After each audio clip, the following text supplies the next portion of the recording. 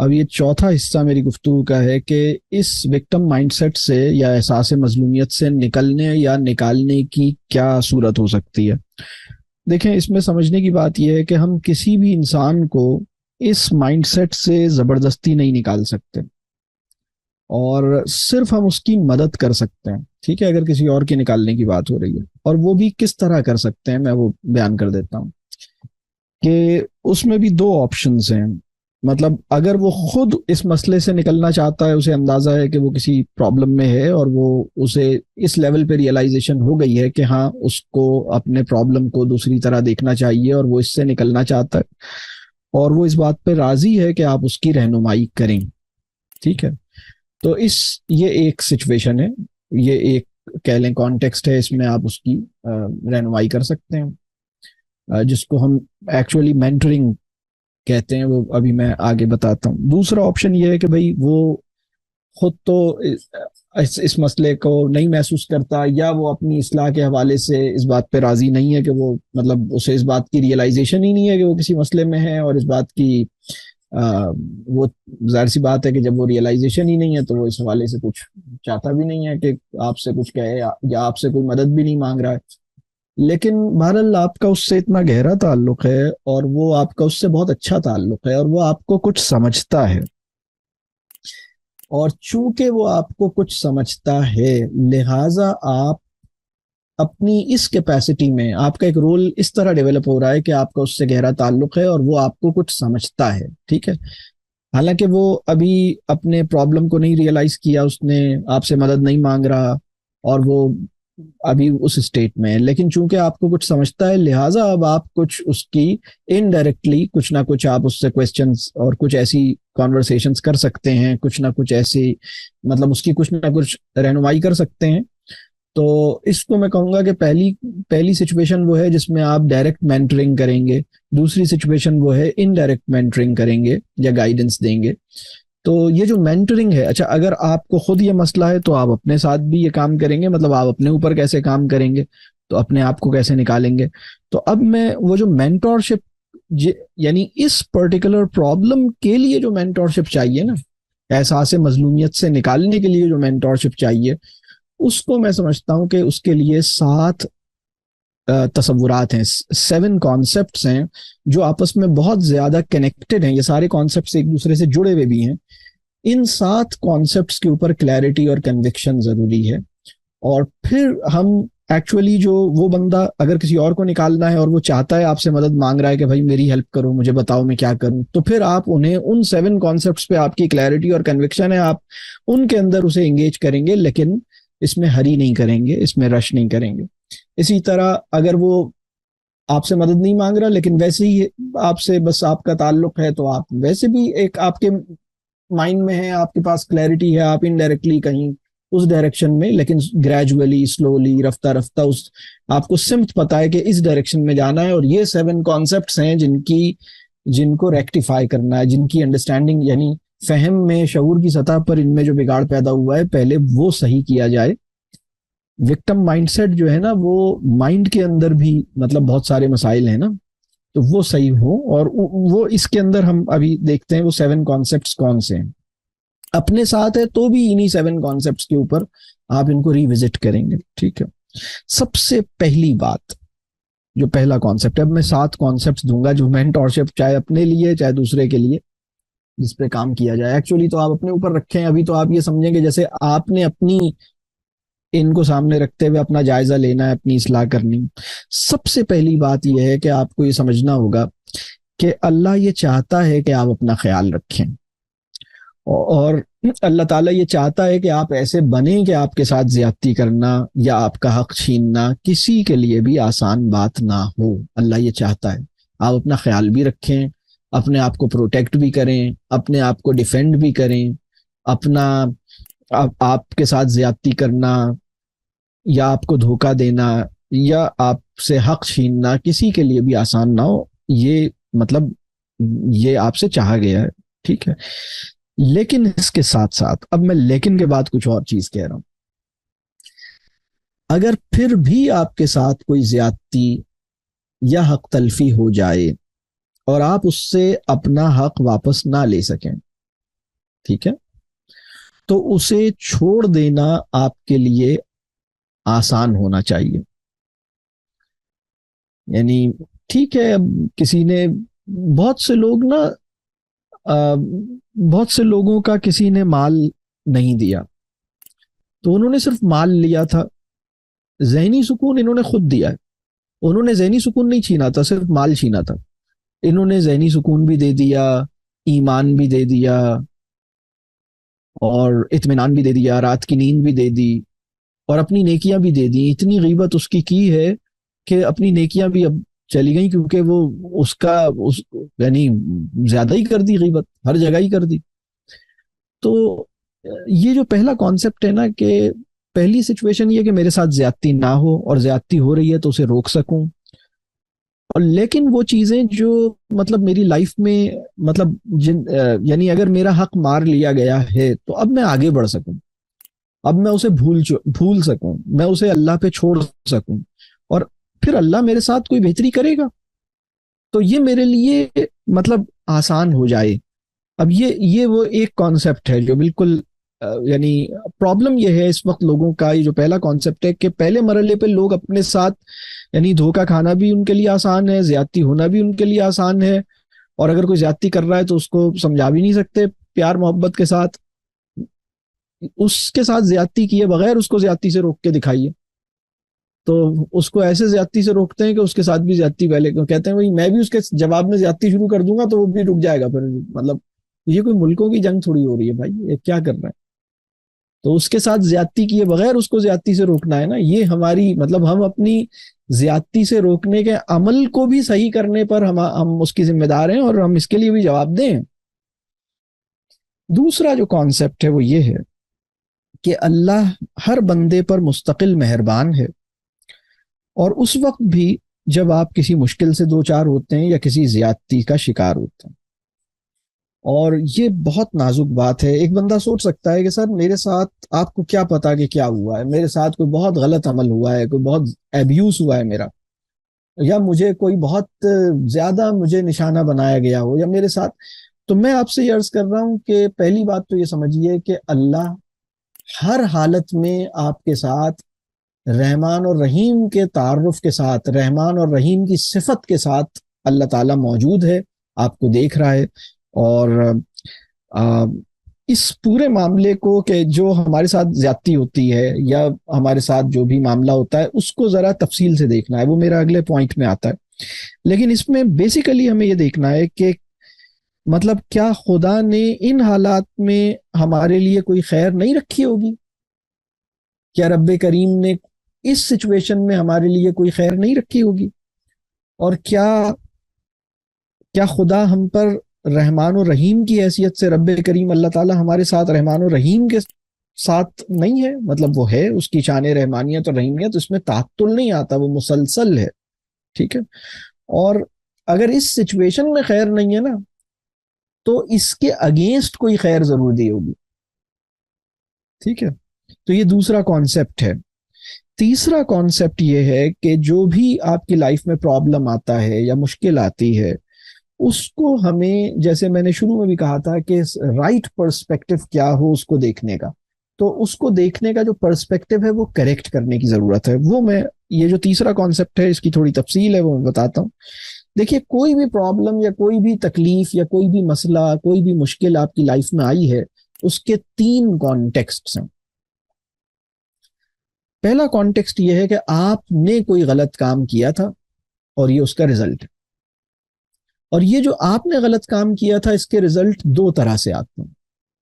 آپ نے کسی کو چھیڑا، اس نے بھی جواب میں آپ کے ساتھ بدتمیزی کی، تو یہ تو ڈائریکٹ ہوگی، آپ نے پہلے چھیڑخانی کی، بعد میں اس نے بدتمیزی کر لی آپ کے ساتھ. دوسری چیز یہ کہ آپ نے اس کو نہیں چھیڑا تھا، آپ نے کسی مانگنے والے کو ہیومیلیٹ کر دیا تھا. راستے میں کسی نے آپ کی گاڑی روک کے آپ سے کچھ مدد مانگی، آپ نے کہا دفع ہو جاؤ بدتمیز. تو قرآن کی آیت تھی کہ بھئی آپ جھڑکیں نہیں. قرآن کا آپ سے یہ مطالبہ نہیں ہے کہ جب بھی کوئی مانگے لازماً مدد کریں، یہ مطالبہ نہیں ہے. لیکن یہ مطالبہ قرآن کا ہے کہ جب بھی کوئی آپ سے سوال کرے آپ اسے جھڑکیں نہیں، اسے ڈس ریسپیکٹفل نہ ہو، بے عزت نہ کریں آپ. تو جو ہماری لائف میں جو بھی مشکل آتی ہے نا، اس کی سب سے بڑی جو وجہ ہے وہ یہ ہے کہ وہ ہمارے ہاتھوں کی کمائی ہے. یعنی جو ہم نے کیا اس کا رزلٹ ہے، اور ہم نے کیا اس کا رزلٹ ہے. یہ بھی دو سچویشنز ہیں اس میں. ایک تو یہ کہ میں نے کہیں غلط جگہ پر سوچے سمجھے بغیر میں نے کوئی فیصلہ کر لیا، جلدی میں پیسے لگا دیے، سوچا ہی نہیں تھا، غلط فیصلہ تھا، مشورہ ہی نہیں کیا، اس کے اوپر غور ہی نہیں کیا، اس کے اوپر بس ساری اسٹڈی نہیں کی، لگا دیے پیسے، اب ڈوب گئے پیسے. تو بھئی آپ نے غلط فیصلہ کیا لہذا ڈوب گئے. مشکل جو آئی آپ کے اپنے غلط فیصلے سے آئی. یا پھر آپ کے ساتھ کوئی مشکل آئی لیکن وہ کسی اور، آپ مطلب کہیں اور کوئی غلطی کی ہے جس کا یہاں آؤٹ کم آ رہا ہے. ٹھیک ہے. دوسری سچویشن یہ ہے کہ یہ جو مشکل ہے یہ اللہ کی طرف سے امتحان. تیسرا کانٹیکسٹ یہ ہے کہ دوسرا بندہ آپ کو تکلیف دے رہا ہے، اور جو دوسرا بندہ آپ کو تکلیف دے رہا ہے وہ، اس میں بھی دو کانٹیکسٹ ہیں. جان بوجھ کے بھی دے سکتا ہے اور انجانے میں بھی دے سکتا ہے. مطلب وہ ان نوئنگلی، مائنڈ لیسلی، ان انٹینشنلی اس کا رویہ، اس کا عمل آپ کے لیے تکلیف کا باعث ہے. یہ بھی سچویشن ہے. اور یعنی یا پھر اس نے جان بوجھ کے دی ہے. دونوں سچویشنز ہو سکتی ہیں. تو یہ تین سمجھ لیں ریزنز ہو گئی نا. ہماری لائف میں مشکل آ رہی ہے ہمارے ہاتھوں کی کمائی سے، ہماری لائف میں ایک مشکل آ رہی ہے جو اللہ کی طرف سے ایک امتحان ہے آپ کی.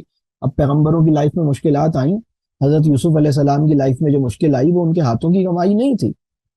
یا حضرت ایوب علیہ السلام کی لائف میں جو مشکل آئی وہ ان کے ہاتھوں کی کمائی نہیں تھی. اللہ نے ان کو ایک امتحان میں ڈالا اور وہ اس میں کامیاب ہوئے. تو بہت سارے پیغمبروں کی لائف میں اور بہت سارے انسانوں کی لائف میں بعض اوقات اللہ ان کا درجہ بلند کرنا چاہتا ہے، اس لیے ان کو ایک امتحان میں ڈالتا ہے. وہ اس امتحان میں صبر کے ساتھ، ایمان کے ساتھ کامیاب ہوتے ہیں تو اللہ ان کا مرتبہ بلند کر دیتا ہے. اور یہ والی سچویشن کہ بھائی کسی نے جان بوجھ کے کیا ہو، یہ تیسری سچویشن ہے. اب اس کے نتیجے میں جو بھی مشکل آتی ہے اس کے نتیجے میں 5 قسم کے، اس کے نتیجے میں جو امکانی خیر ہے نا، اب میں وہ خیر بتاتا ہوں. یعنی جیسے وہ میں نے شروع میں کہا تھا نا، کسی نے پیسے مار لیے تو اس میں کیا خیر ہے، تو میں یہ آپ کو بتا رہا ہوں. اب کسی نے پیسے مار لیے تو آپ کو دیکھنا ہے کہ کیا یہ میری اپنی چوائسز کی غلطی تھی، یا یہ اللہ کی طرف سے ایک امتحان کی صورت ہے، یا پھر بہرحال کسی نے کیا ہے تو بہرحال وہ اس کا عمل ہے. لیکن ہمیں کیا اس میں کرنا ہے؟ نمبر 1، ہمیں اپنے عمل کے جائزے کا موقع ملتا ہے اور اپنی اصلاح کا امکان پیدا ہوتا ہے. آپ ریویو کرتے ہیں، میری کوئی غلطی تو نہیں تھی، میں نے کیا اس میں غلط کیا، مجھے کیا کرنا چاہیے تھا، اب مجھے کیا کرنا چاہیے. آپ اپنے آپ کو اصلاح کرتے ہیں، اپنے عمل کا جائزہ لیتے ہیں. دوسری بات یہ کہ اس مشکل کے ذریعے ہمیں کچھ سکھایا جاتا ہے. اور اس کے بارے میں میں یہ کہتا ہوں کہ آپ کی لائف میں جتنے چیلنجز اور جتنی ہارڈ شپ اور جتنی مشکلات اور جتنی تکالیف آئی ہیں، اگر ان سب کو آپ کی لائف سے نکال دیا جائے تو آپ کا میچیورٹی کا لیول جو ابھی ہے وہ بہت نیچے آ جائے گا. آپ کو جو وزڈم اور نالج اور عقل، سمجھ، ذہانت جس سطح پر بھی آپ ہیں وہ بالکل نیچے ہو جائے گا. آپ کو لے گا آپ جیسے بچے ہیں چھوٹے سے، مطلب جس نے دنیا نہیں دیکھی. تو ہر مس ہیپ، ہر تکلیف، ہر دکھ کا واقعہ ہمارے اندر حکمت کی ایک کان کی طرح آتا ہے. اور اس مشکل، وہ ایک حکمت، اس پہ غور کریں صبر کے ساتھ، اللہ سے راضی رہتے ہوئے، ایمان کے ساتھ، تو اس سے حکمت نکلتی ہے. اور اگر اس پہ ناراض ہو جائیں اور اس پر برا مان لیں اور اس پہ غور نہ کریں تو اس کے نتیجے میں جہل پیدا ہوتا ہے، مایوسی پیدا ہوتی ہے، نفسیاتی امراض جنم لیتے ہیں اسی کان سے. یعنی وہی پریشانی، مسئلے کی وہی مائنڈ، وہی problem mind, same mind can produce wisdom, it's up to you, اور اٹ کین پروڈیوس مطلب ڈپریشن. تیسری بات یہ ہے، وہی انسان جس سے ہمیں کوئی تکلیف پہنچی ہے اسی کے ذریعے ہمیں بہت سی خیر بھی حاصل ہوئی ہے. بہت ساری، یعنی اکثر ایسا ہوتا ہے، ہر دفعہ نہیں لیکن بہت سی دفعہ ایسا ہوتا ہے کہ وہی انسان، یعنی لوگوں کو اپنی فیملی میں کسی سے تکلیف پہنچی ہے لیکن وہ یہ دیکھیں کہ کیا اس بندے سے زندگی میں صرف تکلیف ہی ملی ہے یا کوئی خیر بھی ملا ہے، اس سے کوئی خیر بھی ملا ہوگا. پھر چوتھی بات یہ ہے کہ اس کے اگینسٹ، اس کے عوض ہمیں کوئی اور خیر مل جاتی ہے. یعنی اس بندے کی وجہ سے، مطلب اس بندے کے ذریعے بھی کوئی خیر ملی ہے اور اس بندے کی وجہ سے کہیں اور ہمیں خیر ملی ہے. آپ اس مشکل کو ہنسی خوشی قبول کر رہے ہیں اور اس پر اللہ سے دعا کر رہے ہیں، تو اللہ نے اس مشکل کو تو آپ کی لائف میں رکھا ہے، لیکن کچھ اور آپ کی لائف میں برکتیں پیدا کر دی ہیں، آپ کے وقت میں برکت ہو گئی ہے، آپ کو صحت مل گئی ہے، آپ کو اتنی اچھی اولاد ملی ہے، اس وجہ سے ملی ہے کیونکہ وہ 4 سال پہلے آپ نے فلاں تکلیف کو اللہ سے دعا کر کے بس آپ نے راضی ہو گئے تھے کہ یا اللہ بس اگر یہ آپ کی طرف سے ہے تو میں راضی ہوں، آپ نے یہ کہہ دیا تھا، آج آپ کو اللہ نے اتنا اچھا بچہ عطا کیا، تو آپ کو کیا پتا کہ اللہ نے اس تکلیف کے اگینسٹ آپ کو کیا کیا دیا ہو۔ 5واں پوائنٹ یہ ہے کہ اگر ہم اللہ سے رجوع کریں اور اس سے راضی رہیں تو ہمارا درجہ بلند ہو جاتا ہے۔ تو یہ 5 بڑے فوائد ہیں جو اس مشکل کے نتیجے میں ہمیں ملتے ہیں۔ تو یہ جو میں نے بات کی نا، یہ جیسے مشکل والی، تو یہ تیسرا کانسیپٹ تھا جو ہمیں سمجھنا ہے کہ ہر مشکل کے اندر کوئی خیر ہے، اور وہ خیر کیا ہے، وہ یہ اس کی ڈیٹیل تھی۔ اب چوتھا کانسیپٹ یہ ہے کہ اللہ کا شکر گزار ہونے کا جو تقاضا ہے وہ کسی خاص سچویشن میں نہیں ہے بلکہ کنٹینیوس ہے۔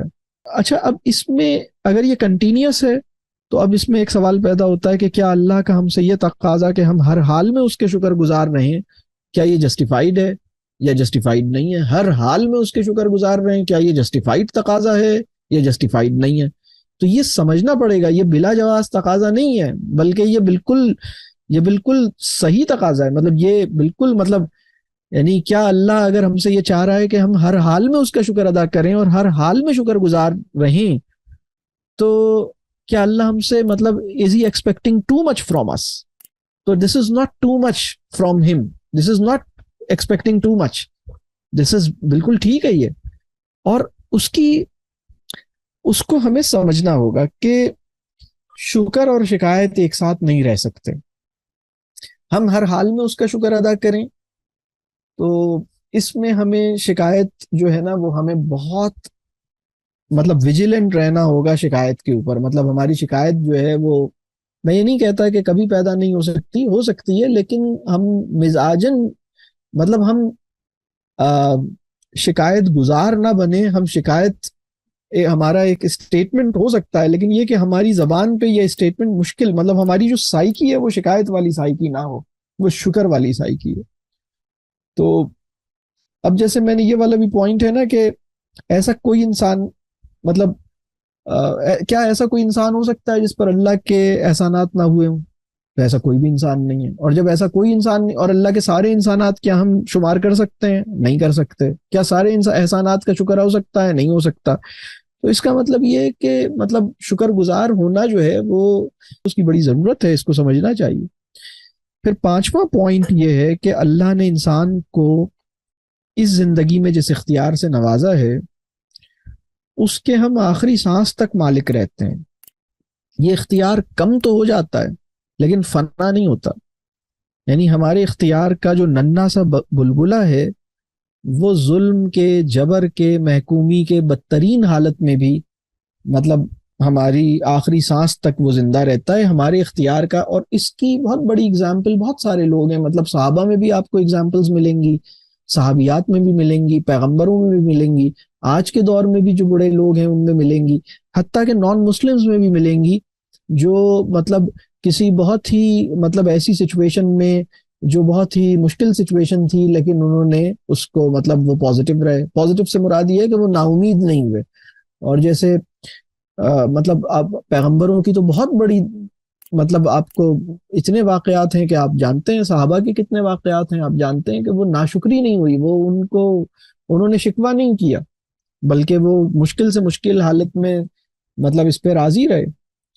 اور اس میں تو نان مسلمز کے اوپر حیران ہوتا ہوں کہ وہ یہ کیسے اس لیول پر پہنچے۔ تو اس میں بھی بڑی مجھے اندازہ ہوتا ہے کہ اللہ نے ان کے اندر یہ بات رکھی تھی۔ نیلسن مینڈیلا ہے، وہ اتنے سال جیل میں رہا، پھر بھی وہ نفسیاتی طور پہ کولیپس نہیں ہوا، اور ایک نارمل ہیلدی، بلکہ اچھے خاصی ایک عام آدمیوں سے زیادہ صحت مند ایک اچھی نفسیاتی صحت کے ساتھ وہ دنیا میں اس نے اپنا ٹائم دیا، جو بھی اس کی سطح تھی، جو اس کا پرسپیکٹو تھا۔ وکٹر فرینکل ایک آدمی ہے جس کو کنسنٹریشن کیمپ کا سروائیور ہے وہ، جس میں یہودیوں کو مارا جا رہا تھا۔ تو وہ اپنی واقعات بتاتا ہے، وہ یہ کہتا ہے کہ اس کی بہن، اس کی بیوی، اس کی فیملی سب کو مار دیا اس کے سامنے، اور وہ کنسنٹریشن کیمپ میں تھا نازیز کے اندر۔ جو بھی اس کا واقعہ وہ بیان کرتا ہے، تو اس کا کہنا یہ تھا کہ اس سچویشن میں بھی میں اپنے اختیار کو محسوس کرتا تھا. میرا ایک اختیار تھا، یعنی میں کیا سوچوں یہ میرے اختیار میں ہے، میں کیسے دیکھوں یہ میرے اختیار میں ہے. اور یہ جو مطلب، اور جب ان سب لوگوں کو مار دیا گیا تو اس سے پوچھا گیا کہ تمہارے سارے جاننے والوں کو مار دیا پھر بھی تم اتنے مطمئن کیوں تھے؟ تو اس کا جو ریزن تھا نا، اس نے کہا کہ اگر مجھے پہلے مار دیا جاتا تو ان لوگوں پہ کیا گزرتی. تو یہ جس طرح اس نے دیکھا یہ بہت ہی عجیب سی بات تھی. تو بہرحال وہ اس کا اپنا پرسپیکٹو تھا جس طرح وہ دیکھتا ہے. لیکن میں یہ سمجھتا ہوں کہ ہمارا جو اختیار ہے نا کہ ہم کسی سچویشن کو کیسے دیکھیں اور اس سچویشن میں میں کیا کر سکتا ہوں، یعنی کسی بھی سچویشن میں ہم ہیلپ لیس نہیں ہوتے بلکہ ہم اللہ سے مانگیں کہ بھائی مجھے سجھائی دے راستہ کہ میں اس سچویشن میں کیا کروں. ٹھیک ہے، اسی طرح اپنی نفسیاتی صحت پہ کام کرنا بھی، یہ بھی ہمارا اختیار ہے. چھٹا پوائنٹ یہ ہے کہ جو بندہ ہے نا، غلام، اس کی اعلیٰ ترین نفسیاتی سطح اپنے حقوق کے احساس سے جڑی ہوئی نہیں ہے بلکہ اپنے فرائض کی جواب دہی کی فکر سے پیدا ہوتی ہے. مطلب ہمیں جو سینس آف اکاؤنٹیبلٹی ہے نا، اس میں جتنا وہ نرچر ہوتا ہے اتنا اس کی سائیکی جو ہے وہ توانا ہوتی ہے. اور اپنے حقوق کو چھوڑ سکنے یا اپنے حقوق سے دستبردار ہونے کی جو صلاحیت ہے کہ مطلب اپنے حقوق کو چھوڑا اور اس پر غم بھی نہیں ہے، اس میں مطمئن بھی ہیں، یہ صلاحیت الہامی ہدایت سے جڑ کر حاصل ہوتی ہے. اس لیے کہ انسان سوچتا ہے کہ ایک دن ایسا آئے گا، دیکھیں ہم سب کی لائف میں ایک دن ایسا آئے گا جس میں ہم تمنا کریں گے کہ کاش وہ بندہ جس نے میرے ساتھ زیادتی کی تھی وہ کچھ اور زیادتی کر لیتا، اور اس کا جو بدلہ میں نے لائف میں دنیا میں لیا کاش میں وہ بدلہ نہ لیتا، کیونکہ اس کی جو کمپنسیشن مجھے آج مل رہی ہے اتنی بڑی کمپنسیشن تو میں نے کبھی سوچی ہی نہیں تھی. یعنی ہم سب یہ خواہش کریں گے، ہم کہیں گے کاش جس آدمی نے میرا حق مارا تھا کاش وہ کچھ اور مار لیتا، اور میں نے جو اس کا جواب میں اس کا نقصان کیا وہ میں نہ کرتا، اور میں نے جو اس سے لڑائی کی وہ نہ لڑتا اور اللہ کی رضا کے لیے چھوڑ دیتا. تو مطلب میں اس سے اپنا حق لینے کی بجائے اللہ سے اپنا حق چھوڑنے کی جزا لیتا. مطلب اب یہ فیصلہ ہمارے ہاتھ میں ہے، میں انسانوں سے اپنا حق لینے کی جنگ لڑتے لڑتے مر جاؤں گا یا اپنا حق انسانوں پہ چھوڑ کے اس کی جزا اللہ سے لینا چاہوں گا.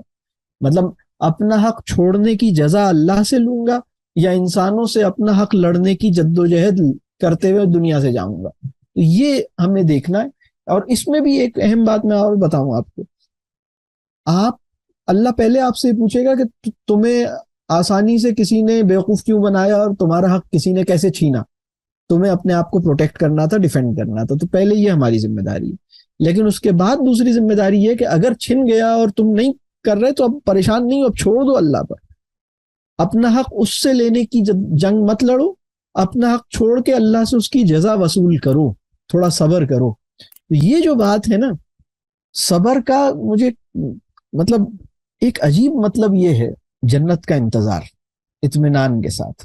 اس دن تو مل ہی جائے گا نا، مطلب اگر نہیں مل پایا تو اللہ تعالیٰ آسان کرے، اللہ ہمیں صبر عطا کرے. 7واں پوائنٹ جو ہے نا وہ یہ ہے، یہ سارے پوائنٹس آپس میں انٹر ریلیٹڈ ہیں، میں اس وقت ابھی وقت نہیں ہے تو میں اس کو اتنا. 7واں اور آخری پوائنٹ یہ ہے کہ اللہ جو علیم بھی ہے اور خبیر بھی ہے، یعنی وہ سب کچھ جانتا بھی ہے، سب چیزوں سے باخبر بھی ہے، اس کو بتایا بھی جاتا ہے، اس تک یہ خبریں پہنچائی بھی جاتی ہیں، اور وہ خود بھی ہر خبر سے واقف ہے، وہ ہر بات سے واقف ہے. وہ علیم بھی ہے اور خبیر بھی ہے، اور وہ آپ کے ہر حال سے واقف ہے، وہ آپ کے ہر مسئلے سے واقف ہے، وہ آپ کے ساتھ ہونے والی ہر زیادتی سے واقف ہے، وہ آپ کی لائف میں پیدا ہونے والی ہر مشکل سے واقف ہے، پہلے سے واقف ہے. لیکن وہ یہ چاہتا ہے کہ آپ خود بھی اسے اپنے حالات بتائیں، آپ خود بھی اپنے حالات پر اس کی مدد مانگیں. دیکھیں وہ آپ کے پکارے بغیر بھی آپ کی مدد کرتا رہتا ہے. آپ کو جو کچھ اسے دینا ہے اس کے لیے مانگنے کو شرط نہیں بنایا، شکر گزاری کو شرط نہیں بنایا، ٹھیک ہے. لیکن پھر بھی وہ یہ چاہتا ہے کہ آپ اس سے مانگیں اور اس سے دعا کریں اور اس سے اپنا مسئلہ بیان کریں، اس سے اپنے مسئلے پہ مدد مانگیں. یعنی ہائر اتھارٹی کو بتانے کے بعد کسی لوور اتھارٹی سے بیان کرنے کا دل نہ چاہے، ہائر اتھارٹی تک بات پہنچانے کے بعد ایک تسلی اور اطمینان سی ہو جائے، میں نے کہہ دیا اس کو، ویسے تو اسے خود بھی پتا ہے کہ میرا مسئلہ کیا ہے۔ دیکھیں ایک بڑی نفسیاتی کمزوری اور بھی میں آپ کو بتاؤں، اگر اللہ نے صرف ہمیں یہ بتایا ہوتا کہ تمہارا ہر معاملہ مجھے خود ہی پتا ہے، تمہیں کہنے کی ضرورت نہیں ہے، تو ہمیں عجیب سی الجھن ہوتی، اور وہ الجھن جو ہے نا وہ یہ ہوتی کہ مطلب اپنی زبان سے اپنے مسئلے کو بیان کرتے ہوئے جو ایک آدمی کو ایک ہوتا ہے نا کہ میں خود بھی تو بتانا چاہتا ہوں، مجھے بتانے تو دیں۔ مطلب ہم دنیا میں بھی کسی ڈاکٹر کے پاس جاتے ہیں، وہ ڈاکٹر ہمیں دیکھے اور کہے ہاں مجھے پتا ہے آپ کو کیا ہے، لیکن ہم کہتے ہیں ایک منٹ ڈاکٹر صاحب میری سن تو لیں، میں مجھے پہلے بتانے تو دیں میں کیا ہوں۔ وہ آپ اپنا دل کھول کے مسئلہ بتاتے ہیں اور مسکراتا رہتا ہے، اسے وہ کہتا ہے مجھے پتا ہے آپ کی رات میں یہ ہوتا ہوگا، دن میں یہ ہوتا ہوگا، پیٹ میں یہ ہوتا ہوگا، I know what is the problem you are facing, لیکن آپ کہتے ہیں لیکن جب تک میں بتاؤں گا نہیں مجھے بھی قرار نہیں آئے گا۔ تو اللہ نے تو آپ کو مطلب وہ جانتا ہے، علیم و خبیر کو سب کچھ پتا ہے، لیکن وہ چاہتا ہے کہ آپ اسے بتائیں بھی، آپ اس سے باتیں بھی کریں، آپ اس سے مانگیں بھی، اور وہ دینے کا جو عمل ہے آپ کے مانگنے پہ ڈیپینڈنٹ نہیں ہے، لیکن وہ جیسے آپ مانگیں گے تو وہ بہرحال پھر وہ کچھ اور دے گا، وہ کیا دے گا، اور جو دیا ہوا ہے اس میں برکت پیدا کر دے گا، یہ بہت آگے کی بات ہے۔ اللہ تعالیٰ آسان کرے، یہ بات میں نے پیچھے کی تھی۔ تو یہ جو مینٹورشپ ہے نا وکٹم مائنڈ سیٹ کے اوپر، وہ ان 7 اصولوں کو سمجھنے یا ان 7 تصورات کو سمجھنے اور انہیں اپنے تناظر میں انٹیگریٹ کر لینے سے صحیح شافی علاج اس صورت میں ہوگا۔ ادروائز تو ہم جیسے ہم کہیں گے چلو وکٹر مائنڈ سیٹ میں یہ اسٹریٹجی ہے، فلاں مائنڈ سیٹ میں یہ، تو یہ تھیوریز ہی پڑھتے رہیں گے۔ ہم اپنے بندگی کے تناظر میں اس پورے معاملے کو، بندگی کے کرائیٹیریا پہ، ہم بندگی کی میزان پر ہم اسے پرکھ کر اس کا تجزیہ کر کے اس کا علاج دریافت کریں تو ہی ہمارا کام حل ہوگا۔ یعنی دیکھیں ہم یہ جو معاملات ہیں نا ہمیں اس جگہ سے دیکھنا ہے جہاں علم نفس ہدایت سے یعنی نور ہدایت سے منور ہوتا رہے، یعنی علم النفس جو ہے وہ ویسٹرن تھیوری سے آلودہ نہ ہوتا رہے بلکہ نور ہدایت سے منور ہوتا رہے۔ اور یہ میں چونکہ مجھے اندازہ ہے، میں بہت ویل اویئر ہوں اس وقت جو اس کا ایک اور پیراڈائم میں اس پورے مسئلے کو کیسے ڈیل کیا جائے، مجھے چونکہ اس کا اندازہ ہے، میں یہاں پر میں نے اس کا ذکر نہیں کیا، لیکن وہ بالکل یعنی بہت سے لوگ دنیا میں ایسے ہیں جو کاؤنسلر سے ملنے سے پہلے اپنے پیرنٹس سے اتنے ناراض نہیں تھے، اپنے شوہر سے اتنے ناراض نہیں تھے، یا اپنی بیوی سے اتنے ناراض نہیں تھے جتنے کاؤنسلر سے ملنے کے بعد ہو گئے۔ آپ کو پتہ ہے بات؟ تو میں بہت عجیب سی بات کہہ رہا ہوں، آپ پریشان ہو جائیں گے یہ میں بات کیا کر رہا ہوں۔ اللہ تعالیٰ آسان فرمائے۔ ہم یہاں پر میں اپنی بات کو روکتا ہوں، 2-4 سوال لے لیتے ہیں، اللہ کرے کہ اس سے کوئی ہم سب کو اپنے مسائل کو سمجھنے اور ان کو حل کرنے میں کوئی مدد ملی ہو۔ اللہ کرے کہ اگر یہ علم اس میں کوئی خیر ہے تو اس کو ہمیں سمجھنے والا، اس پہ عمل کرنے والا بنائے، اور اگر اس میں کوئی خیر نہیں ہے تو اس سے ہمیں محفوظ کرے اور میری بھی اصلاح کرے اللہ تعالیٰ۔ یہ پوچھنا چاہ رہی تھی کہ ہم جب اللہ سے کہتے ہیں تو یہ شکایت کے زمرے میں نہیں آئے گا، مطلب ہم اپنی پرابلم جو کچھ بھی ایوری تھنگ ہے، تو میں نے یہ سنا شکایت نہیں کرتی۔ دیکھیے یہ بہت اہم سوال ہے،